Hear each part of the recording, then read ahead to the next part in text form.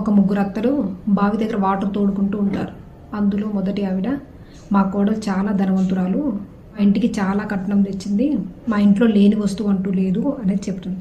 రెండో ఆవిడ, మా కోడలు చాలా అందగత్తే, కోడల కంటే అందగత్తే అసలు ఈ ఊర్లోనూ లేదు అనేది చెప్తుంది. మూడో ఆవిడ, మా కోడలు ఎక్కువ ధనవంతురాలు కాదు, ఎక్కువ అందగత్తె కూడా కాదు అని చెప్పబోతుంటుంది. ఇంతలో వెనక నుండి అత్తయ్య అనే పిలుపు వినిపిస్తుంది.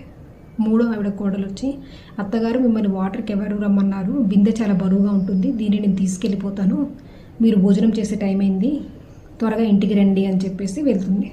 అప్పుడు మూడో ఆవిడ, మా కోడలు ఎక్కువ ధనవంతురాలు కాదు, ఎక్కువ అందగత్తే కాదు, కానీ తన భర్తని అత్తమామల్ని ఎలా చూసుకోవాలో, ఇంటిని ఎలా నడపాలో తెలిసినటువంటి ఆవిడ అని చెబుతుంది. ఇది విన్న మొదటి ఆవిడ, మా కోడలు చాలా డబ్బు కట్నంగా తెచ్చింది, కానీ ఆ ఇంట్లోకే నన్ను రానివ్వదు అనుకుంటుంది.